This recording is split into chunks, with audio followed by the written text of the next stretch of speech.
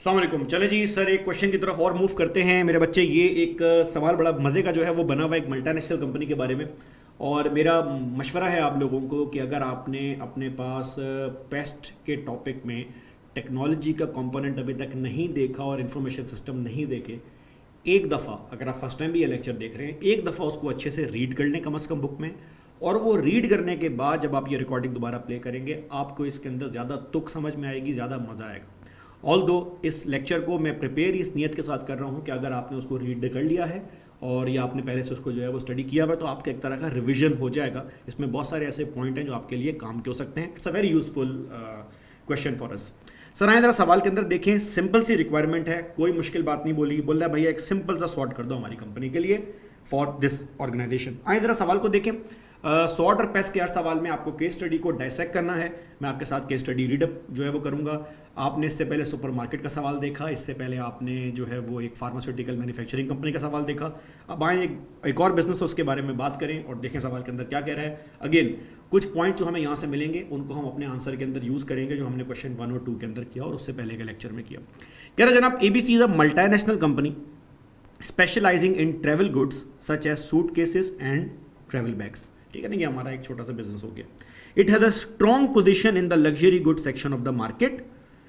We have a strong position in the luxury good section of the market and our brand is well known and highly regarded. ठीक है ना, तो अगर आपके पास simple point है भाई, अगर आपने सवाल के अंदर से हमारी कंपनी की स्ट्रेंथ बाहर निकालनी है तो हमारी strong position in this market, हमारे ब्रांड का हाईली रिगार्डेड होना, वेल नोन होना, वही वाली बात जो मैंने शुरू के लेक्चर में बोली। कंपनीज अपनी रेपुटेशन को एक डोमेन में यूज़ करते हुए, अच्छी रेपुटेशन को दूसरे सेगमेंट के अंदर भी जो है वो ओपनिंग अप अपने पास कर रही होती है। तो हमारे पास एक तरह का ये समझें कि एक स्ट्रेंथ होता है, ये हमारा एसेट है। ठीक है, कह रहा जनाब, it has manufacturing facilities and distribution centre located around the world. Its IS and IT system strategy has been to allow decentralization of the system. ठीक है ना, हमारी कंपनी की स्ट्रेटेजी ये है कि हमने अपने सिस्टम को डिसेंट्रलाइज जो है वो रखा। भाई डिसेंट्रलाइज से मुराद कि हमारी कंपनी के जितने भी डिविजन्स हैं, उन डिविजन्स का ना IT स्ट्रेटेजी अपनी अपनी जो है वो बनी हुई है और वो अपनी अपनी स्ट्रेटेजी के हिसाब से जो है वो काम कर रहे होते हैं। वो उनका एक कंपेटिटिव एज है।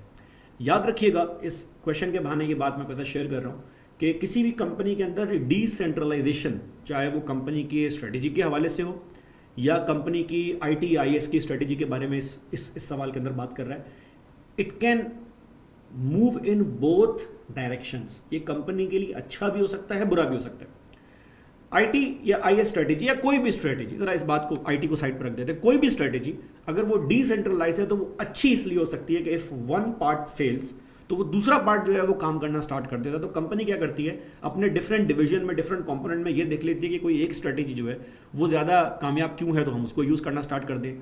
दूसरा एक फ़ायदा ये भी आपके पास हो रहा होता है कि कुछ स्ट्रेटेजीज ऐसी होती हैं जो हर मार्केट में ऑपरेट नहीं करती। तो अगर कंपनी की स्ट्रेटेजी सेंट्रलाइज है, चाहे वो IT की हो, बिजनेस की हो, किसी भी चीज़ की हो, तो हो सकता है वो चंद मुल्कों में तो काम करे, बाकी के अंदर काम ना करे। तो डिसेंट्रलाइजेशन का बेनिफिट भी है, but at the very same time it's more like a double edge sword.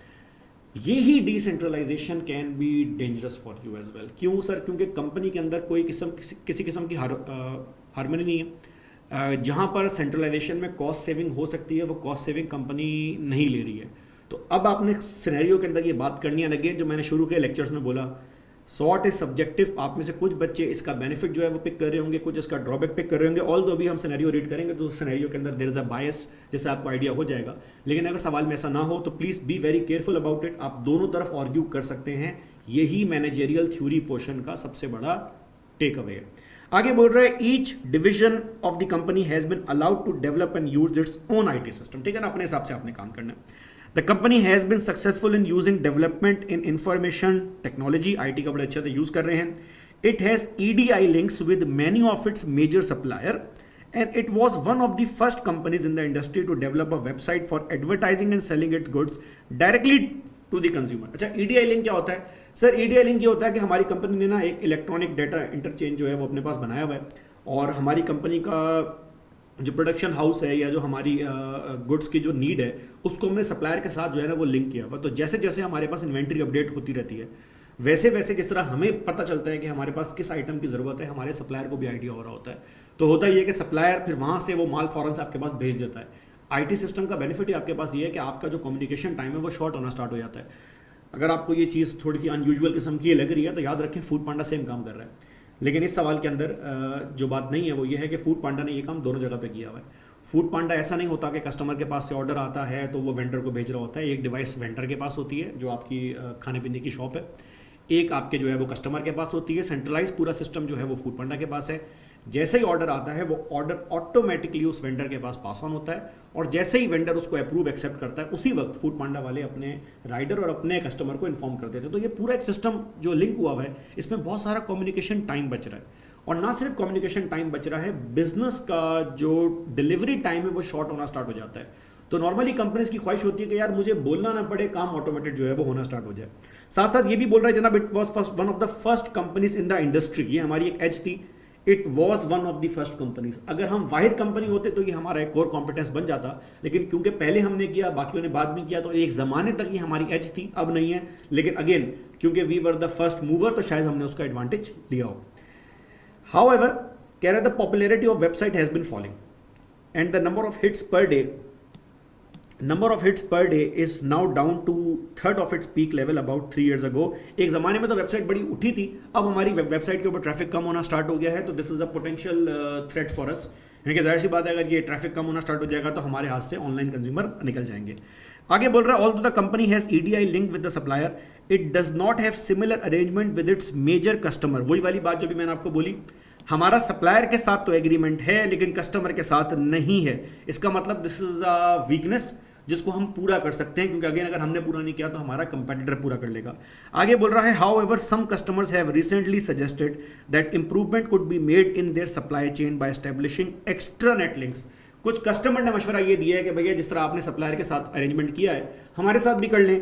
तो at this stage this is a weakness for us कि हमारे पास ये सिस्टम डेवलप नहीं हुआ हुआ, but this could become an opportunity. अगर हम इसको लिंक कर लें तो हमारा पूरा सिस्टम ऑटोमेटेड होना स्टार्ट हो जाएगा।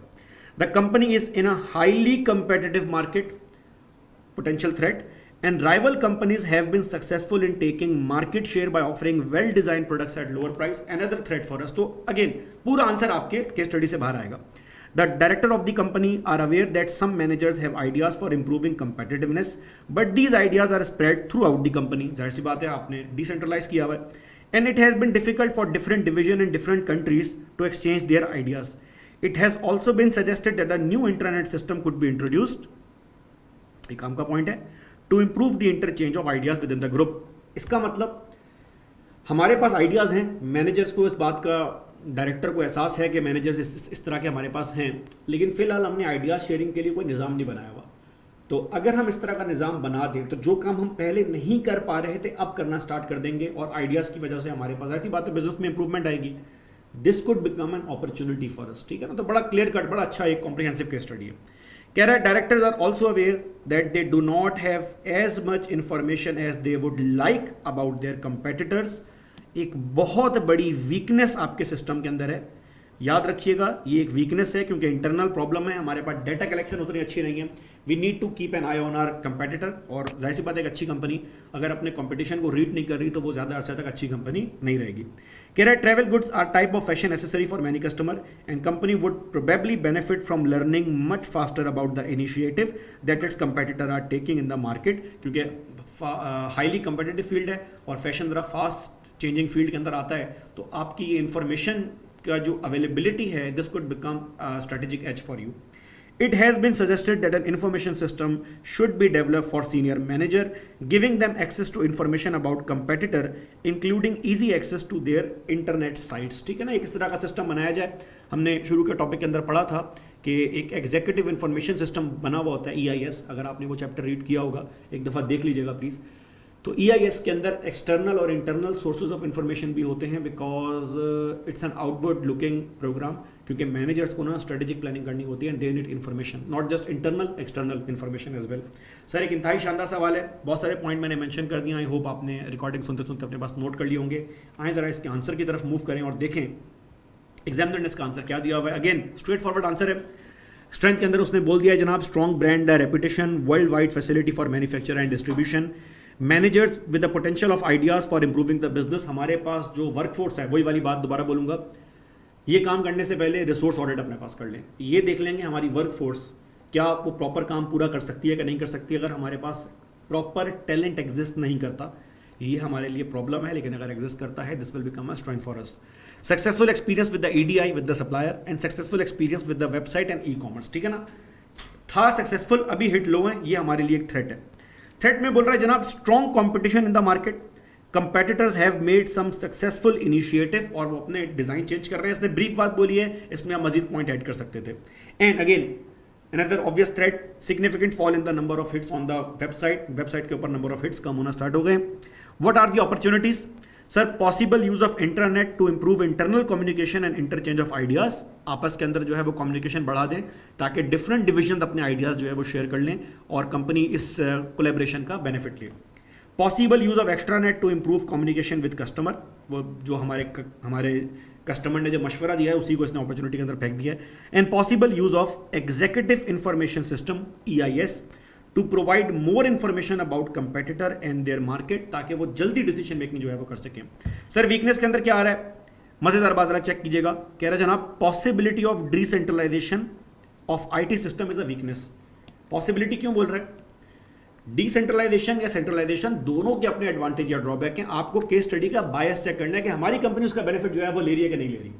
ऐसा नहीं है कि ये हार्ड एंड फास्ट रूल है कि आपने ये सवाल देखा और अपने पास जाके नोट कर लिया कि भैया ये डिसेंट्रलाइजेशन हमेशा वीकनेस होगी। हमेशा वीकनेस नहीं होगी। रिसर्च एंड डेवलपमेंट हमेशा एसेट नहीं होगा। पिछले वाले सवाल की बात कर रहा हूं, तो याद रखिएगा context is extremely important in this case, ठीक है ना। अगर बायस नहीं है तो आपको अपने वर्ड्स को ना एक्सप्लेन करना पड़ेगा। कुछ ऐसे पॉइंट होते हैं जो स्ट्रेंथ अपॉर्चुनिटी दोनों के अंदर फॉल कर रहे हैं, लेकिन आपको प्रॉपर्ली एक्सप्लेन करना होगा, ठीक है ना। Little or no access to information about competitor, another weakness, and poor communication between division within the company. तो बड़ा क्लियर कट किस्म का केस स्टडी था, सारा आंसर इसके अंदर ही जो है वो लिखा हुआ था। और प्लीज याद रखिएगा context building is extremely important in this topic. Sort और पेस्ट दोनों के दोनों आपकी क्वेश्चन कितने अच्छे से रीड कर रहे हैं इसके ऊपर डिपेंड कर रहे हैं। And I hope this will be useful for you. Thank you.